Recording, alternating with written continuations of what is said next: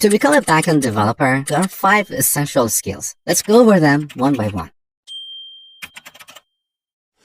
The first step to learning backend development is to pick up a programming language. Here we have a few options like JavaScript, Python, Ruby, Java, C#, and Go, just to name a few.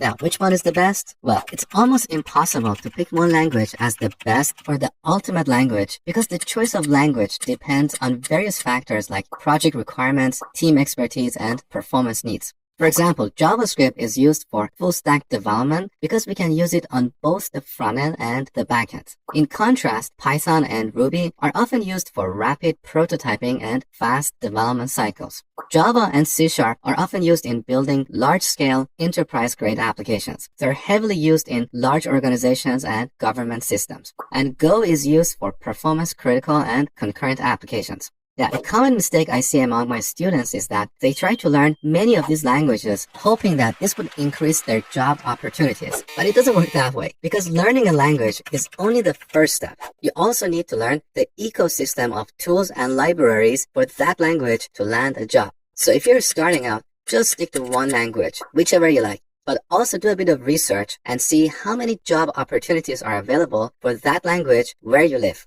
Generally speaking, there are often more job opportunities for Python, Java, and JavaScript. But again, I want you to do your own research. Now, assuming that there are more job opportunities for these 3 languages in your town, and you're not sure what language to start with, I would recommend Python because it's the easiest and has a simple, readable syntax that's great for beginners. My second choice is Java because it's a solid language and is often taught to computer science and software engineering students. JavaScript has a ton of weird parts and baggage from the past because it wasn't originally built for building backends. We can certainly use it to build great backends, and I've done that many times, but I still prefer Java or C# to JavaScript for building backends. So don't overthink this, pick a language and dedicate 2 months to learning it. If you spend 3 to 5 hours every day studying and coding, you can learn any of these languages in about 2 months.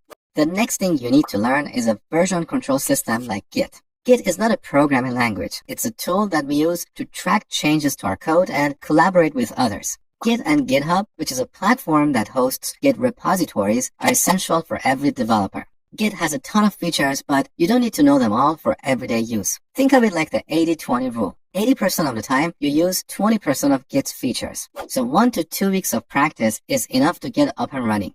Now, building backends often involves working with data structures and implementing complex algorithms. This is where a lot of self-taught programmers struggle because they try to skip ahead and learn more and more languages and tools without learning the fundamentals of computer science. Data structures and algorithms are critical subjects taught to computer science students, and they're often covered in tech interviews, especially at big tech companies like Apple, Google, and Microsoft. I highly recommend you not overlook this step. Otherwise, you're going to feel the pain later in your career. So spend 1 to 2 months studying classic computer science data structures and algorithms. This will give you a strong foundation in programming and problem solving. The next thing I would recommend to learn, which a lot of self-taught people miss, is design patterns. Design patterns are proven solutions to common software design problems. There are 23 classic design patterns that were documented in this classic book, Design Patterns, by the Gang of 4.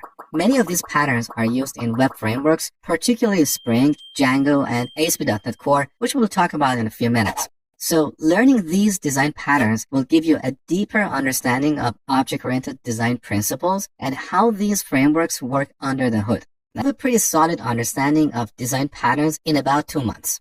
The next thing you need to learn is understanding and designing databases. There are 2 classes of database engines, relational and non-relational, also called NoSQL databases. In relational databases, data is stored in tables with rows and columns that are related. That's why we call them relational databases. These databases are best for applications that require complex queries and transactions like banking systems and e-commerce applications, especially any application that needs complex reporting. Examples of relational database engines are MySQL, Postgres, SQL Server, and Oracle. These are different products that, despite some differences, work more or less the same way. With all these products, we retrieve or store data using a language called SQL. Some people call it SQL, which is short for Structured Query Language. It's a simple language that looks like plain English. Now, you don't need to learn all these database engines because different projects and teams use different database engines. When you're starting out, you just need to learn one of them and you can easily pick up others on the job. Out of these, I would recommend MySQL because it's the most popular database engine, but you can pick any other database engine that you like. 1 month is enough to learn the essence of SQL and working with a relational database. Now, in NoSQL databases, data is stored without a predefined table structure. So these databases are more flexible. They are best for applications that require flexible data models and real-time analytics. Examples include MongoDB, CouchDB, and Cassandra. Again, these are several products out there and you don't have to learn all of them. Out of these, I would recommend MongoDB because it's the most popular and you can learn it in about a month. You're not going to be an expert, but you're going to have a decent practical knowledge. The next thing you need to learn is a web framework, which depends on your programming language. For Python, you should learn Django. For Java, you should learn Spring Boot. For JavaScript, you should learn Express.js. For C#, you should learn ASP.NET Core. For Ruby, you should learn Ruby on Rails. And for Go, you should learn Git. All these frameworks more or less do the same thing. They provide a bunch of tools for building backends, handling tasks like routing, request and response handling, database interaction, and security. In a nutshell, with these frameworks, we can build and publish application programming interfaces or APIs. These APIs are essentially communication points between frontends and backends, allowing frontends to retrieve or post data to backends. If you have a solid background in a programming language and databases, you can learn any of these frameworks in about 2 months.